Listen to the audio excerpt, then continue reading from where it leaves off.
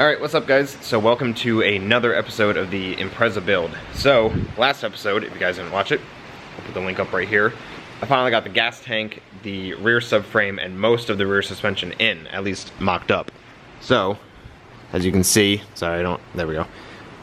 All of it's in. One thing that I just did right now that I should have probably done when I put the subframe in was the Perrin subframe lockdown kit has this bolt right here, and then this bolt right here, like kind of like a tapered sleeve that goes in that like solid mounts the subframe. I should have probably installed that while doing the other bolts because I had to just loosen the four, and then I also had to use I had to run my tap through the holes because they were very rusty because before they weren't used. So I just did that off camera. So now I'm getting the rear diff ready because that's the next thing that I want to put in, and I'll show you guys. Yesterday at work, I replaced the pinion seal, the two axle seals. So this one and the other one are replaced. This is actually, the pinion seal was actually leaking and the whole diff was covered underneath. So that was the one that I really needed to replace, but I figured it's out. These other seals aren't too expensive. Might as well do them at the same time. So then after that, I wire brushed and wire wheeled whatever surface rust was left on the diff, and then I have some Pour 15 that's brush on that when I was at home last night, I brushed the Pour 15 onto that. So now the diff is all coated. The cover I didn't clean up too well because I have a replacement one right here that I actually did a matte clear over.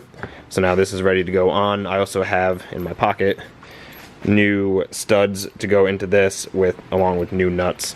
So all this is gonna be new. Again, new gasket. I still have the drain and the fill. Actually the drain is in it right now, but I still have those I gotta swap over. But right now what I'm gonna do is just take the cover off, clean up the gasket surface, and install the new one. Oh, I went ahead and actually just got new bolts to go around here too.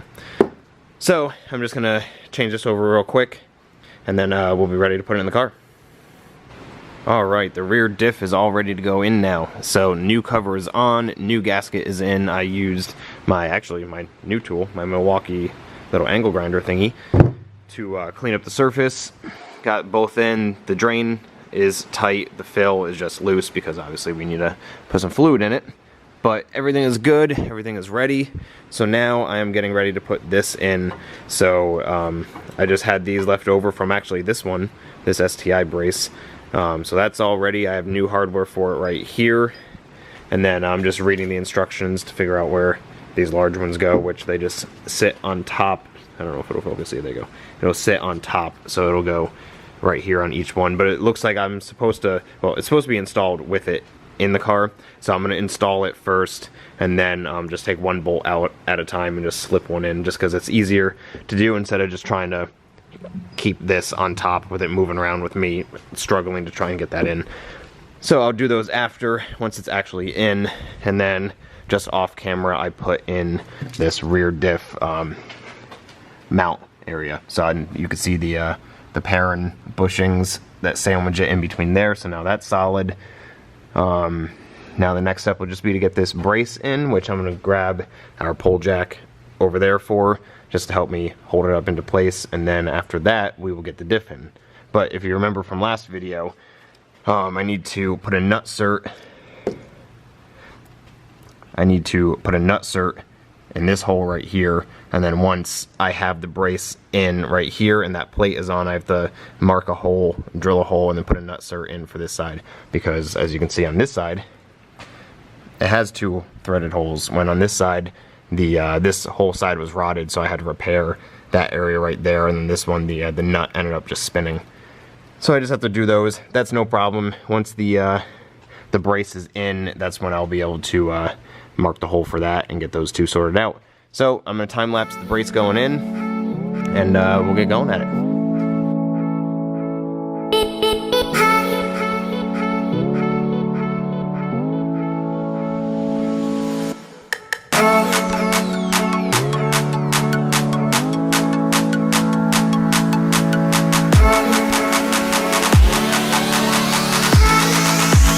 Before I continue with the time lapse with getting the diff and the diff brace in, I have this side on. I have that Perrin bushing how they want it in the picture, and I don't really know if that is right or not, because it kind of just like it kind of likes to slide around in that spot. But so this side, like I said, with the nut certs, I got both of them. I had to just drill this hole a little bit bigger, fit the nut cert in, and then I spun this and I actually bolted it together so I can mark a hole for this one, which now that one's in its place also.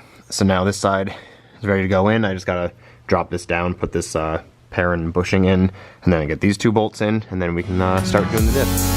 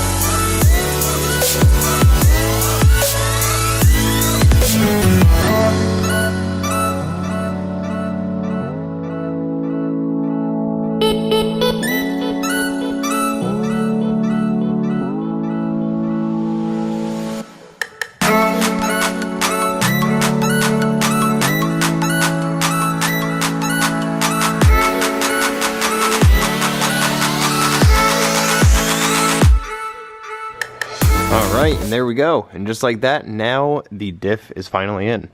So, here's the final product of these. Little bushing on top. The plates are now on. Same with this side over here.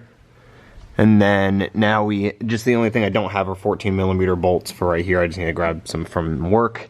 But that's fine. I was worried that if I tightened all 4 of these nuts, then these holes wouldn't really line up right. Ideally, always I like to be able to just like start all the threads before fully tightening, but luckily all of them actually line up. So I can just grab some 14s tomorrow from work, and then that'll be good. New cover is on, as you can see. Looks really, really nice. I wish I was able to like maybe clean these up a little bit better, or maybe buy new ones of these, but it'll do. Like, all this is underneath the car, so nobody's gonna see this pretty much besides me and you guys right now watching this. But it looks amazing. Now, one thing that I forgot to bring last time we were here was the sway bar. I had the end links, didn't have the sway bar. Now I actually have it. It's over there on the table. So now let's just throw that sway bar in, and pretty much everything is set besides still. I'm just waiting on these front brackets for the trailing arms. I could probably put the trailing arms in and then just zip tie them to these plates for now. Then once the brackets come in, we could throw those in just so we can see what a complete setup would look like. Okay, sway bar is now in. So I had a little bit of a struggle. These weren't lining up with the bracket itself. Turns out I actually had the brackets on the wrong sides. So that's what I get for not reading instructions. But so I kind of thought, I don't know why, but I thought that this bracket kind of like lined with the frame, which angles a little bit inward. So that's how I had them.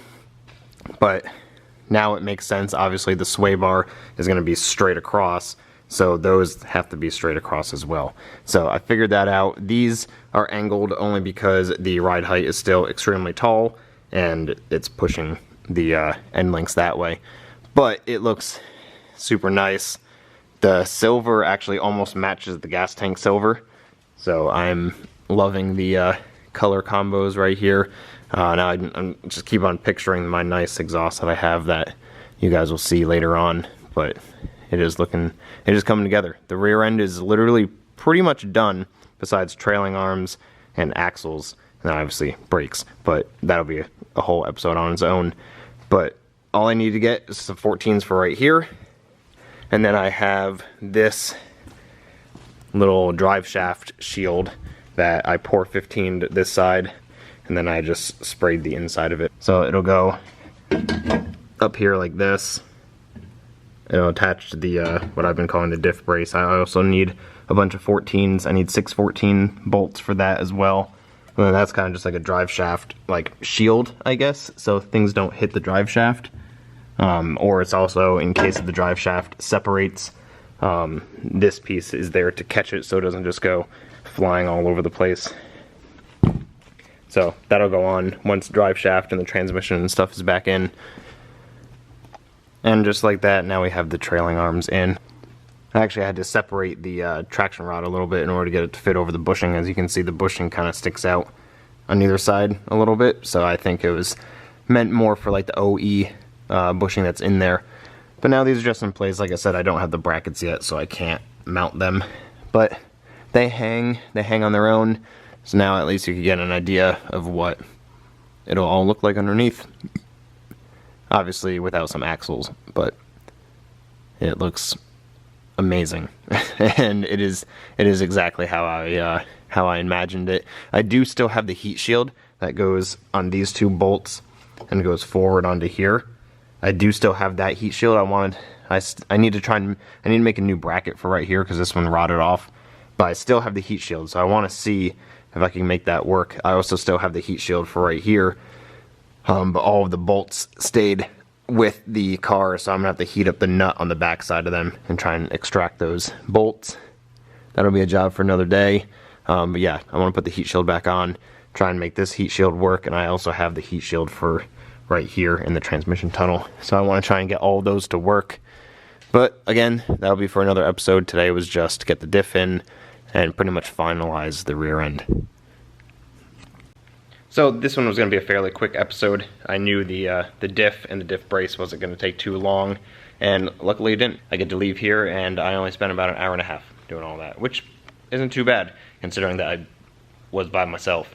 So that's where I'm going to end this episode. Next episode is probably going to be some Raptor lining the front fenders, because that's pretty much what's next besides sanding a little bit of the engine bay and then painting the engine bay. That's going to be, again, its own video also, but we're going to be bed linering the front, and then we can start assembling the front end, and the front end is going to start looking just as great as that.